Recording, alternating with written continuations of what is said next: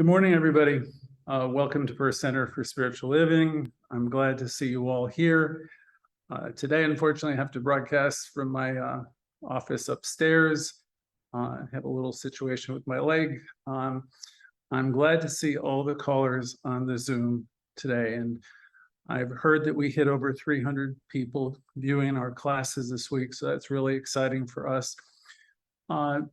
This morning, first of all, if you're watching us on any of the other platforms, I always have to remind people to send us a message. And if you need counseling or if you would like to join our group and interact with us, it's just a nicer way to join us if you can. For the many of you who are leaving all the remarks and you want to chat, we get back to everybody as fast as we can.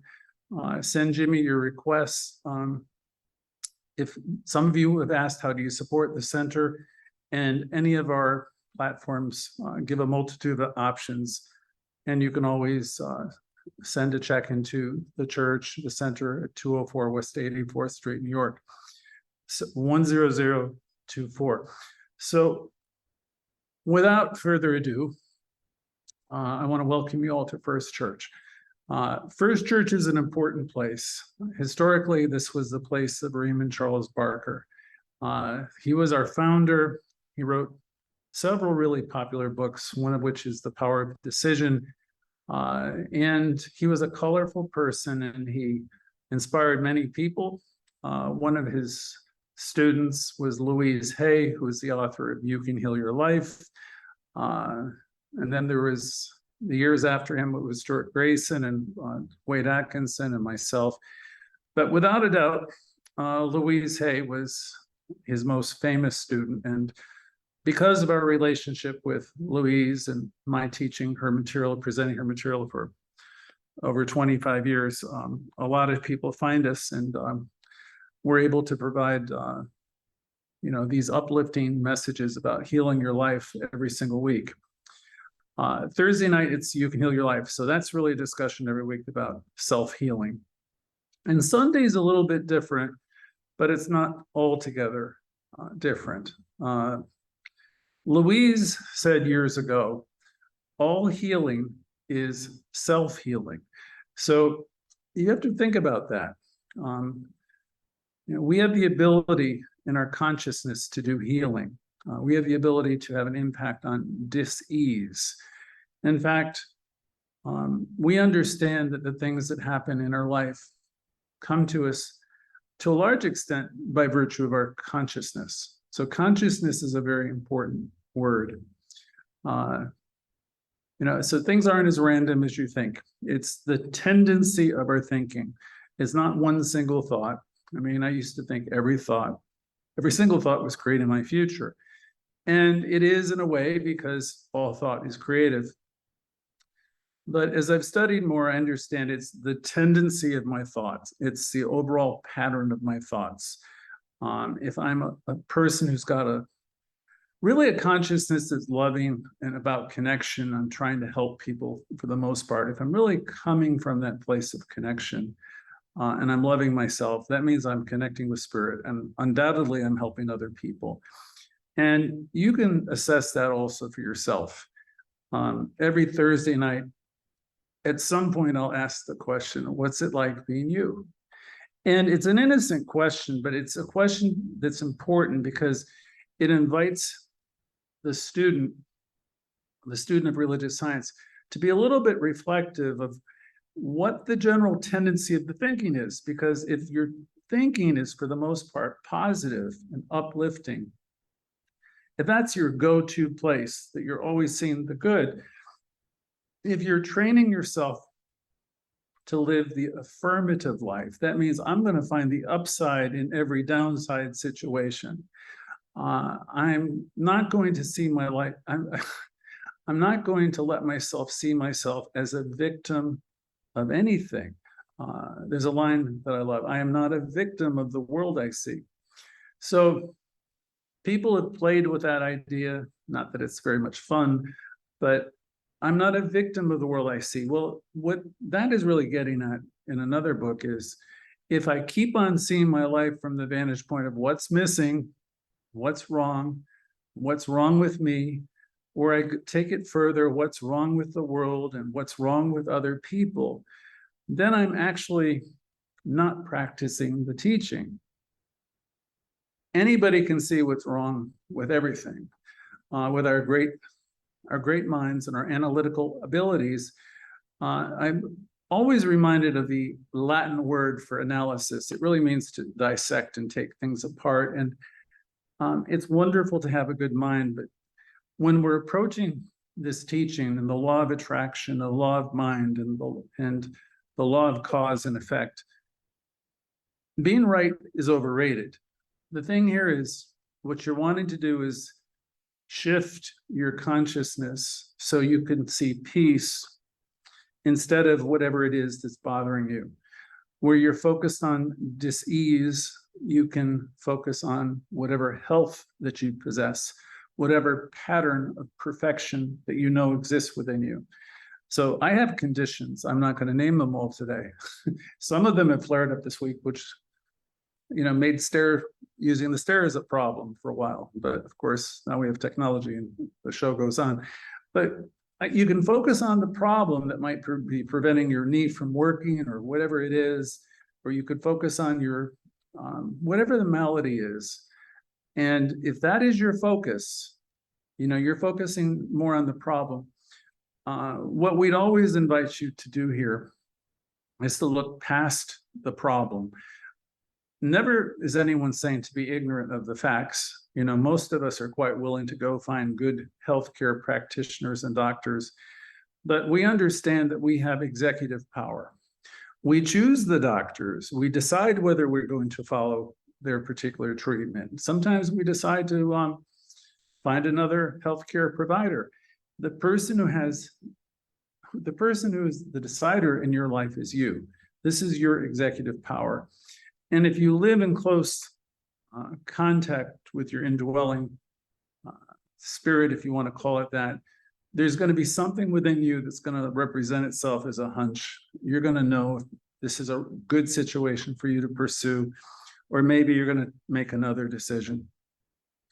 So from Louise Hay, she used to say, trust yourself. In fact, she wasn't the only one who said that. It comes back to the days of Socrates. On the temple walls at Delphi, I believe, know thyself, trust thyself. So what we're attempting to do always is to pay attention to that dialogue, that most important conversation that we're having. And we always say it that way. The single most important conversation that any of us has is the one that we have with ourselves, the one that we actually spin all day long. I have family members who, whenever I see them, I might not see them for once every 6 months, or sometimes it's a couple of years.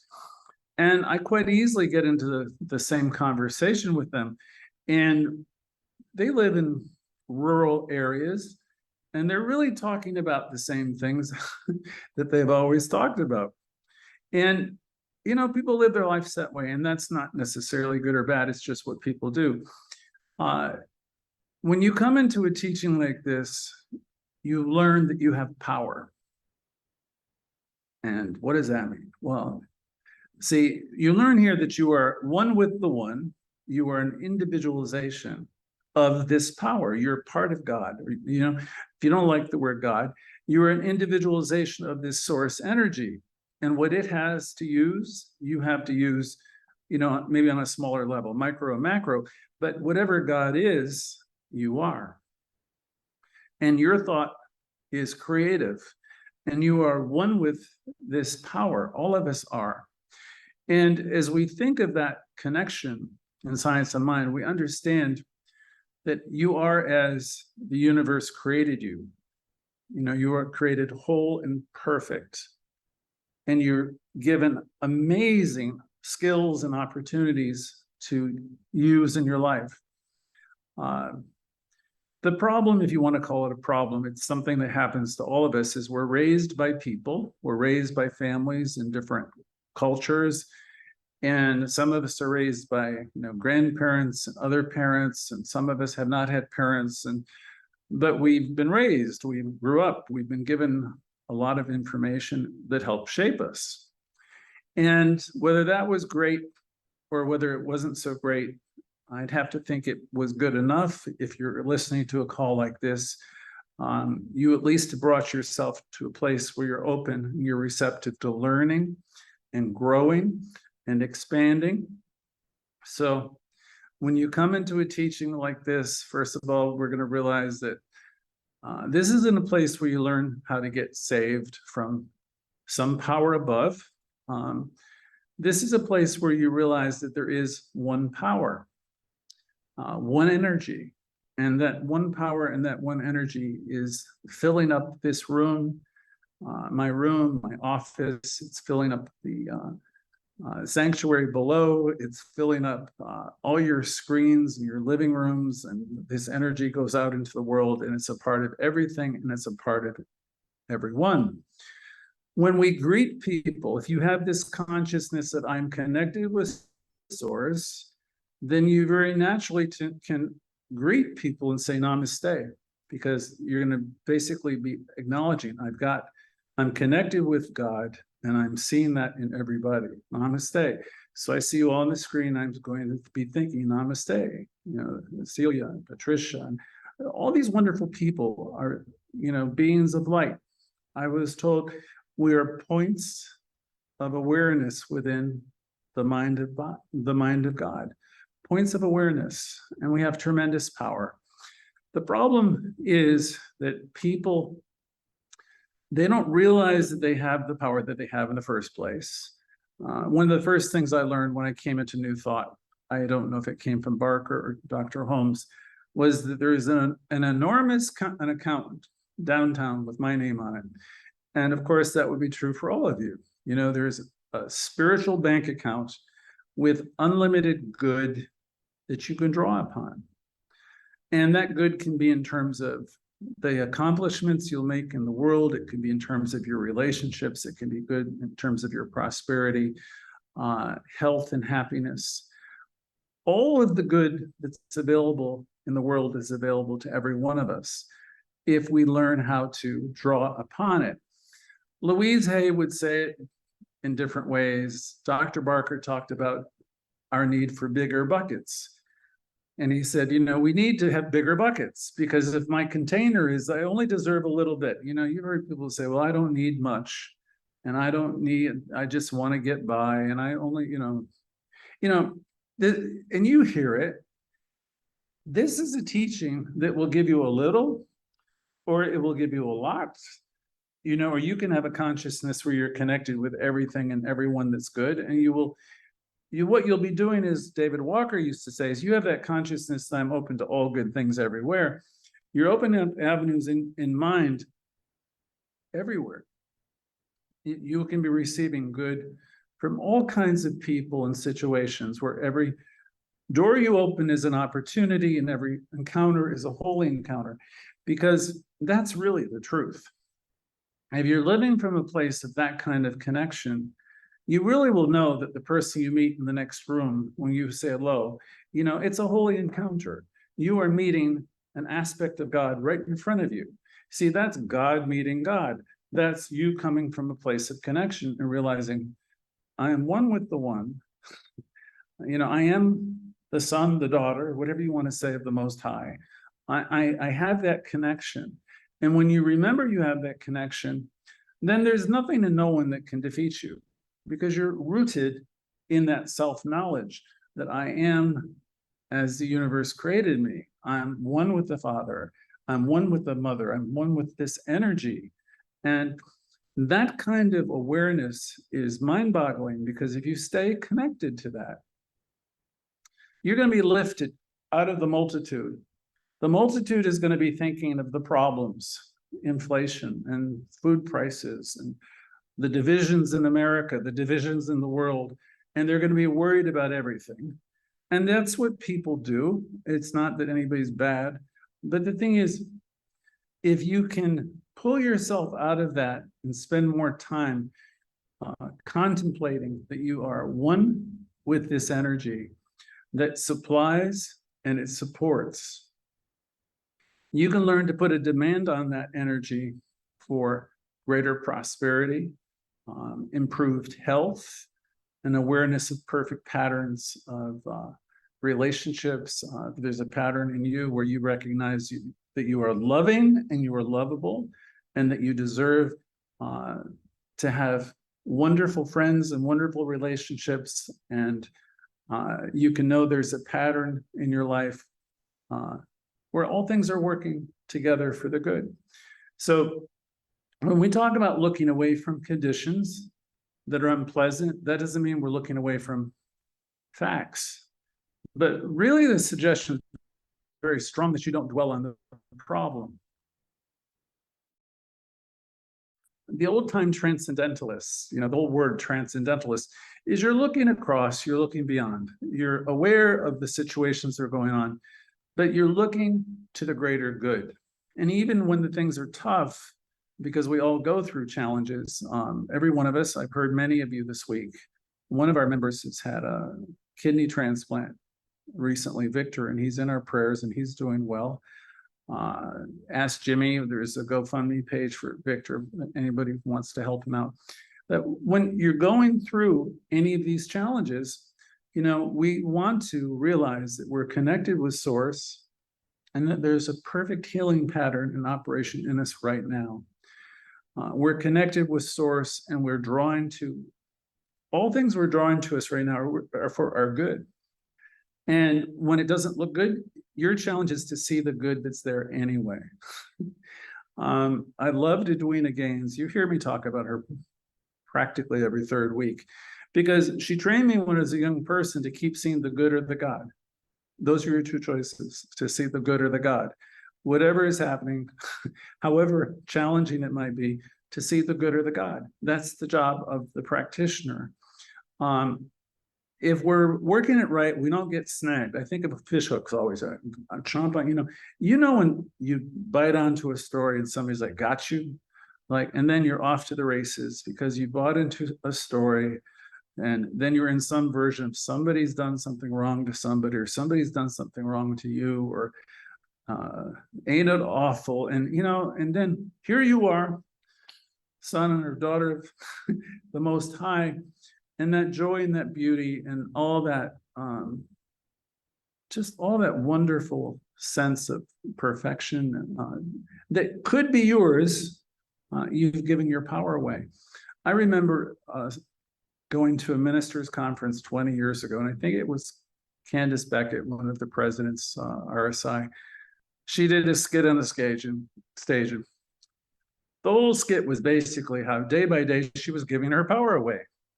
And it was kind of funny. It was everything she did, she was deferring to other people, and she's giving her power away. And the third part of the skit, she walked through the same situations. She took her power back. She took her power back. She took her power back.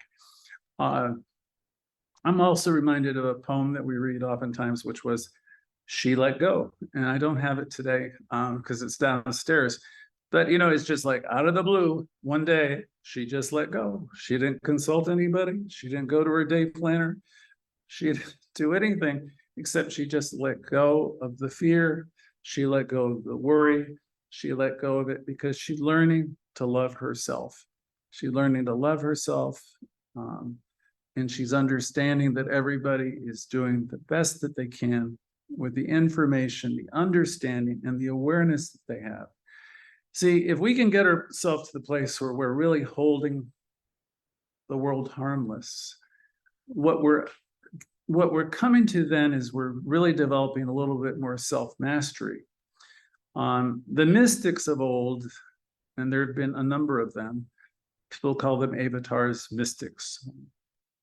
We know the more famous ones, Jesus being one, Buddha, and there's been others.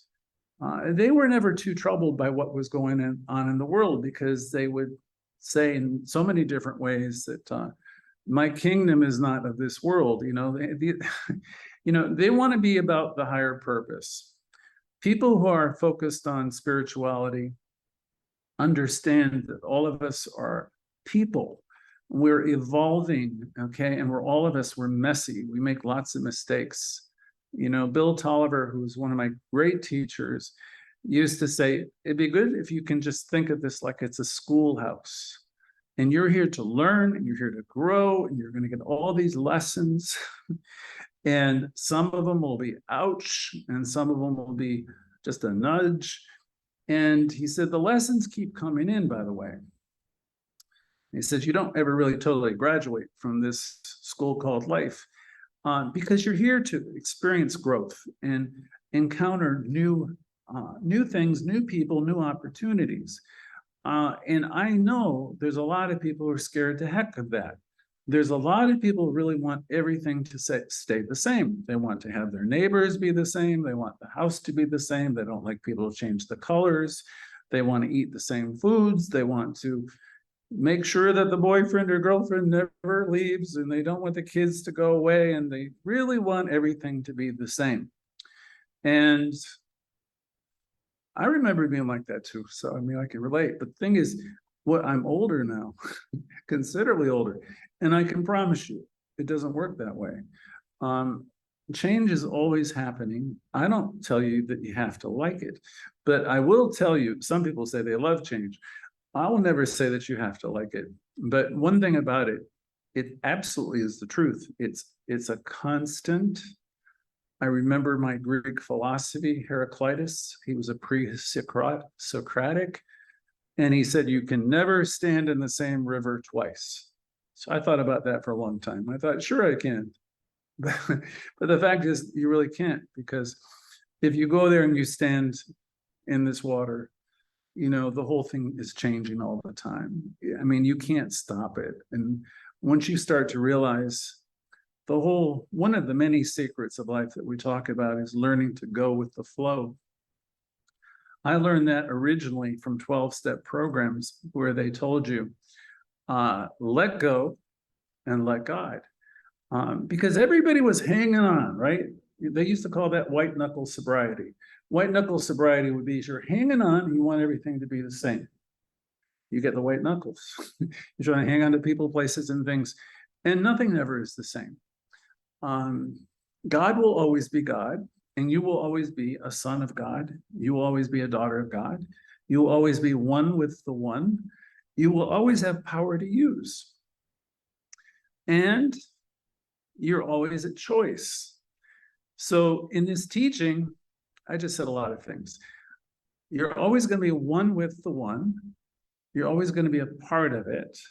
And you will always get to choose. So I can choose to be a victim of anything, and then I can do some version of poor me. And then if you want to go into 12-step programs, they say poor me. You say poor me enough, they'll say pour me a drink, because I'm going to want some relief because I feel so sorry for myself. So if you come into this teaching, you really want to shift that whole thing around, where I refuse to be offended. That's a great and powerful statement I learned along the way. I refuse to be offended. And that comes also from the 4 agreements. You've heard me say, and you've read yourselves, to take nothing personally. Take absolutely nothing personally. People are going to say and do some of the most horrible things. And most often, I can promise you, being a pastor for so many years, they're going to get about 3/4 of what they think they have right wrong. And they're going to protect a lot of their own things. And they really don't have all the stories. And it'll be that's not just unique to pastors or counselors. That's just the way it goes. You know, people generally are well-intentioned, but people often get things wrong. You ever remember the story of the elephant, right, in the room? And I can't remember exactly how it goes. I guess everybody must have been blindfolded or something. And somebody's trying to hold on to the leg. And they're describing the leg, right? It's like a tree. And somebody else has got the tail. And somebody else has got the snout. And everybody's got the darn elephant. And everybody's trying to say what it is and how it is and all of that. And everybody's got everything wrong. Well, people do that all the time. People are newsy, and they listen to people who have their information wrong. And then not that they want to gossip, but they talk about it and they got it wrong, and they're passing on another version of it. And next thing you know, it's a bunch of conversation, and it's tell me how, in any way, shape, or form, that is being about your Father's business. When you're practicing the teaching, this would come from Louise Hay more than anyone else. But it would come from Jesus as well. She would say, everyone you see is doing the best that they can with the information, the consciousness that they have. And if you're minding your own spiritual business, then you're going to do namaste to them, and you're going to be totally convinced that this person is doing the best they can, because you yourself have become a lifter. You yourself have decided that, listen, I'm here for so many years, and for many of us, we're past the midway point, and we have time to see loveliness and experience joy. We have time to lift people up. We want to see the children succeed. We want the future for the planet. We want to put our energy into doing things that will be around. And most of all, we want to experience joy and happiness and peace. Again, from that beautiful book, that saying, the peace of God is our one goal, our purpose, our function, our life. So that ought to be a little bit of an indicator. If you're wondering which way to point, go for peace. I could see peace instead of this. It was a line. Whenever you find yourself in a mix where you're all caught up in a story, you can invoke Diana Ross. You hear me do that on Thursdays. Stop. Just stop yourself. I release the need to be critical. I release the need to go there. Let them all go there if they want to. But, our teaching is not for the average. The masses do not live the way that we teach. It was Ralph Waldo Emerson who really invited us to level it up, to hitch our wagon to the better ideas, the better angels, the stars. Bill Tolliver used to say to us, read the great books, read the great authors. He said, you can commune with some of the greatest minds that have ever lived. And that was at least 25 years ago. Today, I can go on TED Talks. I can go on YouTube. Many of the books I've labored over. So, reading some of these great books when I was younger, you can get so much of this information just spoon-fed to you on YouTube right now. But the suggestion was commune with great minds, commune with great thinkers. Anybody can hang out with a bunch of people who are going to do what we used to call the counsel of the wicked. Now, I can't remember the passage in the Bible anymore, but the idea of the counsel of the wicked, you can all understand. If I'm going to hang out with a bunch of people who are going to tell me, oh, Greg, you're right. Oh, Greg, you're right. That's nice. But the thing is, it would probably be better that we hang out with some people who are going to be more honest with us and give us some legitimate feedback. People who care about us. It would probably be wonderful for us to take some time out each day of our very busy lives, because there's a tendency in the world right now. There's a lot of division about all kinds of things. I don't need to list them. You can turn on any of the news programs and see it all. But it would be better if you could focus on the exact opposite of what you're seeing on that television, where you're seeing division and you're seeing pain and suffering. You could direct your consciousness towards seeing wholeness and happiness and joy in the world, because we don't see that on television very much. But for all the negativity that's there in that hour of any particular news program, and I don't think it really matters which channel anymore, because it's going to be negative. If you spend an hour and seeing what's whole and complete and lovely and perfect about your life and the life of your friends, and you develop appreciation for your job and your employer and your church or your center and what its mission is and what your mission is. We're here to try to help lift people up.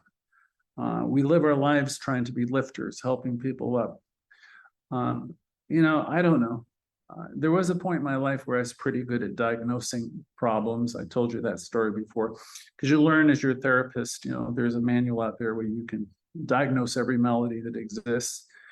And there was a teacher I had years ago who was studying for his advanced psychology degree. And I remember him telling me he had it all wrong. He said, I decided one day I was not going to be a psychologist anymore, and I'm not going to study what's wrong with people. He said, I think it's the exact wrong approach. He says, I'm going to focus on wholeness. I'm going to focus on what's right with people. I'm going to turn my attention from the problem, and I'm going to see these people as whole and complete and divine and filled with love and light. And I'm going to focus on the truth that they are as God had created them. And he says, I'm going to hitch my wagon to the stars, and I'm going to focus on the truth of every individual that I treat and that I meet. See, that's really self-healing. If you're able to do that, all your whole vibration goes up, by the way. You'll probably live a lot longer. You'll be much happier. And if you have all that constriction going on you, where there's anger and resentment and a need to be right and to prove every point. And I remember, when I was putting this lesson together yesterday, I remembered that old Irish proverb, which was very funny, because the Irish are always drinking, and they used to be. I don't know what they do anymore. Squabbly. And the notion was, is this a private fight, or can anybody get in on it? So there was a lot of that around when I was a kid, the grandparents and all those people. When you come into a teaching like this, and you're in it for a while, you release the need to be right. You release the need to correct anyone. You don't try to change anybody. God forbid you try to change anybody. I invite you to look up Raymond Charles Barker's lesson on trying to change people. He always had a lot of people show up for that lesson. And I'll tell you, in the lesson, he told you can't change anybody, but everybody wants to try to. And thankfully, Louise came along not too many years later, and she kind of like gave you the shorthand for all that. And she said, our job is very simply learning to love ourselves. She said, all healing is self-healing.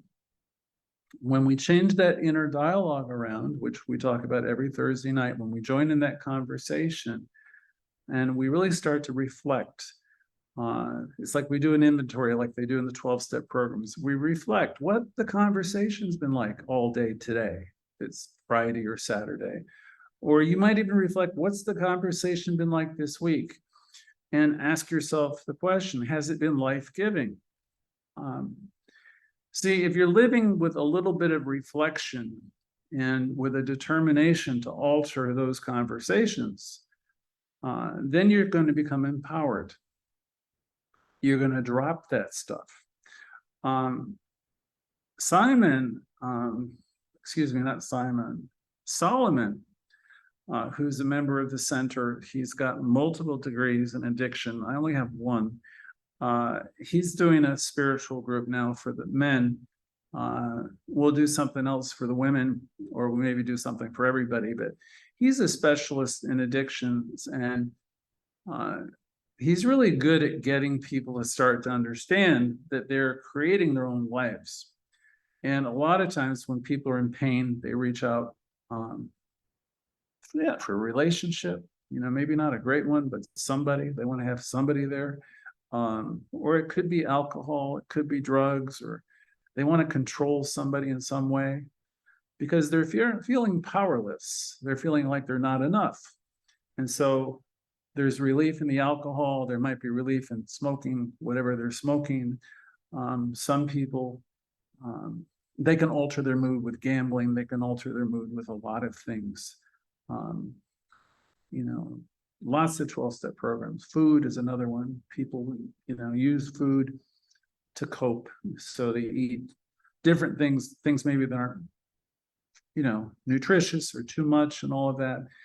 So any of the 12-step programs are really helpful. And Solomon is a great addition to what we're doing right now, because people won't find us probably, they'll find us because of what he's doing. And because of what he's doing, they'll find us, here, and they'll find us on Thursday night too. So it's a great addition to us.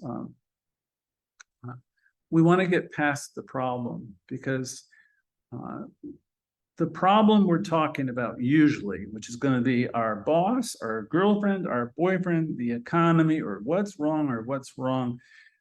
The problem we're talking about is really the true problem. See, we're always focused on them, whoever they are, right? We're focused on what they're doing wrong. And, and it goes right back to that part of the New Testament where, we're focused on the speck that's in that other person's eye and what they're doing, but we got to log on our own. And somehow, some way, we can't see that we're keeping all this stuff alive. And one of our people is always saying, look to the man or the woman in the mirror, because the man or the woman in the mirror, meaning when you look at yourself, you are the author of your own experience. You are Shakespeare, meaning you're creating your life, you're creating the people, you're assigning them roles, and then you get dug in, you have to be right, and you're usually wrong, because the real answer ultimately always is everybody you're talking about are individualizations of God, and everybody that you're talking about deserves your respect and your love and your prayers, and you deserve them too. So we're here to extend love to people and to forgive them often, as we would pray and hope that they would extend love and pray and their prayers to us. I have one part of my family that's not been speaking to anybody for a decade, and I don't get it. I send everybody cards and pick up the phone and send some gifts here and there, because I refuse to be a part of that. They want to have it split, right? I don't see the need in that. So refusing to be offended, I think, can be good. I'm not suggesting if you're involved in something that's dangerous or somebody that's completely crazy, you know what I mean by that, that's dangerous, that you hang out with them. I'm not suggesting that at all. But I am saying, if you're hanging on to anger and guilt, and shame, and you have a lot of built up animosity, find a way to connect with people. If you were in a 12-step program, which you might join in one of Solomon's classes on Wednesday nights, you do an inventory. You do what's called a 10th step, and you just make a list, a daily list, where you blew it. You know what I mean? I mean, you're doing the best you can, right? Okay, so you went through the day, you made a few mistakes. So if you're doing that inventory, just coming to mind with some of the things where you didn't exactly meet the mark, so you can make the improvement for tomorrow. And sometimes there's a suggestion to, if you can, to talk to the person directly and heal it. Because if you're hanging on to it, the other person's never going to know anyway. And it really puts an impact on your health, your blood pressure, your circulatory system. And it can create, some really terrible dis-ease in your body. Louise would say to us very clearly, all healing is self-healing. And, if you go to the back of her book, which I don't go too much, but our body responds to our thoughts and our thinking and our emotions. So we want to find a way to take a pause. I recommend a number of things. They taught me years ago to journal. Journaling was something I did for 3 years. It really was so helpful to bring things up that I didn't even understand that were in me. I thought I was going to become a writer. I don't know if I was any good, but I know that what I wrote was very helpful to me. Affirmative prayer, if you learn how to do it correctly, can really move mountains. Affirmative prayer is not just doing an affirmation or a series of affirmations. I remember in the early 90s, I believe, late 80s, I had sticky notes and magnets on everything with all my affirmations, and they were great starting points. And I would say, I am supplied and supported. This is God in my life. I am whole and complete, and many others, right? And the thing is, all of them are very, very good. For these types of thoughts to become inside your consciousness, though, you need to take them in so you actually believe them yourself. Spiritual mind treatment as defined by Ernest Holmes in our textbook. He's got two definitions in the glossary.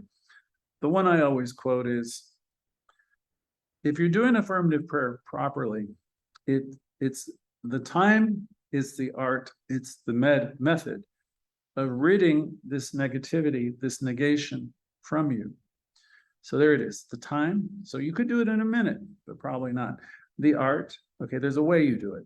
And the time, the art, the method. So we can teach you here 7 steps, as they used to do in New York, 5 steps like they do most places, 3 steps. You know, it isn't so much about getting the formula right. It's about you having the shift in consciousness where you connect with spirit. You know that you're part of spirit, and spirit is actually speaking through you because you have developed that connection within yourself. You're going to say, I recognize, I know that there is power, and that power is in me. And I know that there's a healing pattern here in my body, and whatever the area is, and I know it's operating perfectly now. And I know this condition is healed. I release the need to believe otherwise, and I'm going to claim it's done, and I'm going to release this perfect idea into the mind of God, and so it is. Now, those are just beautiful words. They're powerful words if you connect with them. So some people need to sit for a moment or a few moments. But again, the time.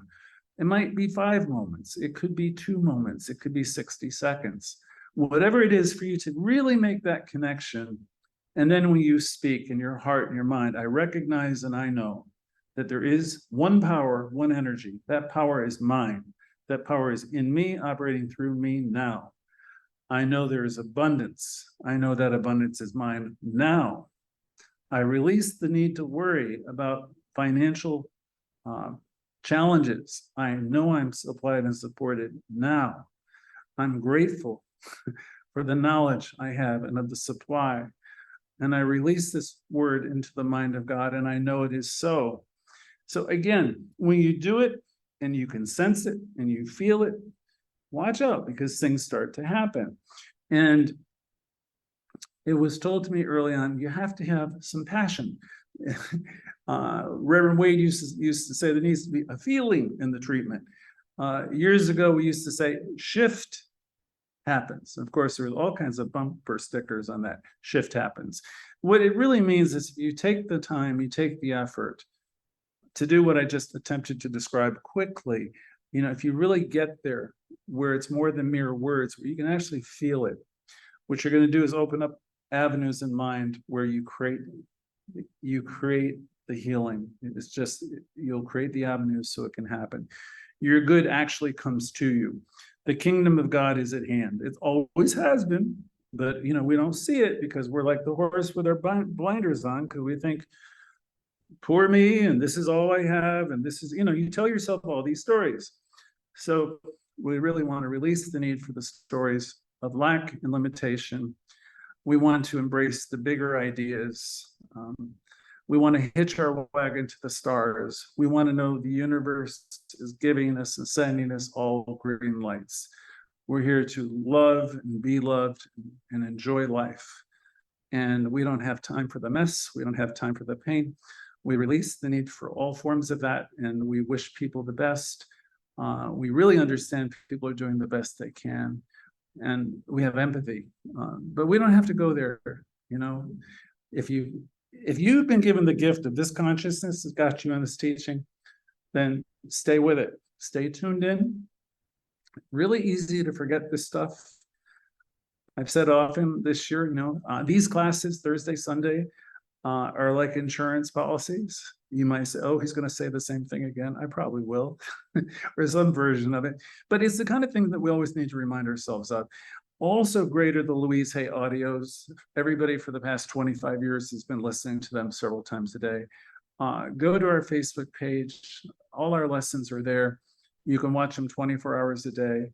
The work we do is really fantastic. Our audience is one of the biggest in the country now, and it's really, I don't know how it's happened, but I'm very grateful. It would be good if some of the people appreciate what we're doing, donating I don't know, $5, $10, $20, whatever you want to. Everything's appreciated. We hope we can continue to do this for many years.